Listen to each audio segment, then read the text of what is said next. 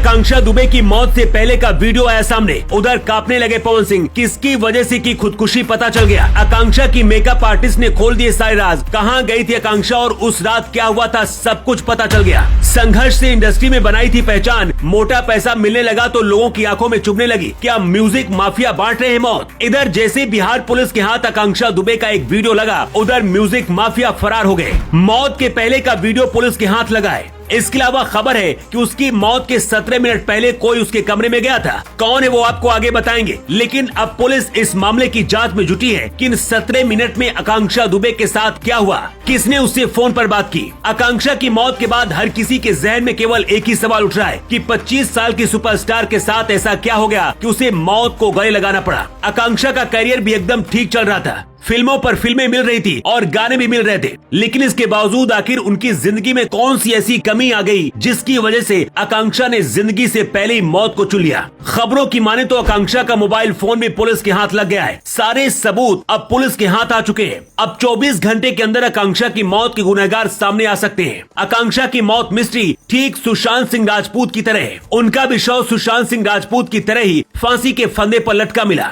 यही वजह की पुलिस अलग अलग एंगल से जांच कर रही है और ये पता करने की कोशिश में जुटी है कि कहीं इसके पीछे कोई बड़ी साजिश तो नहीं छुपी है। लेकिन अभी तक जांच में आकांक्षा की मौत को लेकर 2 बड़े अपडेट सामने आए हैं। पहला, आकांक्षा अपनी मौत से कुछ घंटे पहले इंस्टाग्राम पर लाइव थी। इस दौरान वो रो रही थी। दूसरी खबर इससे भी ज्यादा विस्फोटक है और बताया गया है कि मौत से पहले देर रात आकांक्षा को छोड़ने के लिए एक शख्स आया था जो उसके कमरे में भी गया था। अब सारा खेल यहीं पर आकर रुक गया और मौत की मिस्ट्री भी इसी के आसपास घूमने लगी है। आत्महत्या करने से पहले आकांक्षा सिंह कहां गई हुई थी और उस रात उनके कमरे में कौन आया था, अब पुलिस इस मिस्ट्री को सुलझाने की कोशिश कर रही है। आकांक्षा का जो इंस्टाग्राम वीडियो पुलिस के हाथ लगा है वो अपने आप में कई सवाल खड़े कर रहा है, क्योंकि उस वीडियो में वो बहुत ज्यादा उदास नजर आ रही हैं और उनकी आंखों से आंसू निकल रहे थे। ऐसा लग रहा था मानो आकांक्षा के साथ कुछ बहुत बुरा हुआ है या उनकी दुनिया ही खत्म हो गई है। ऐसी एक्टर जो अपनी सादगी के लिए जानी जाती है, वो आधी रात लाइव आकर अपने समर्थकों के बीच रोती है। लेकिन अब सवाल उठ रहा है कि आखिर वो इंस्टाग्राम पर लाइव आकर क्या बताना चाहती थी, क्योंकि लाइव के दौरान वो कई बार अपना मुंह ढककर रोती दिखाई पड़ी थी। उस दौरान उनके फैंस और फॉलोअर लगातार सवाल पूछते रहे और रोने की वजह जानने की कोशिश करते रहे, लेकिन आकांक्षा जवाब देने के बदले जोर जोर से रोने लगी। इसी बीच आकांक्षा दुबे की मेकअप आर्टिस्ट ने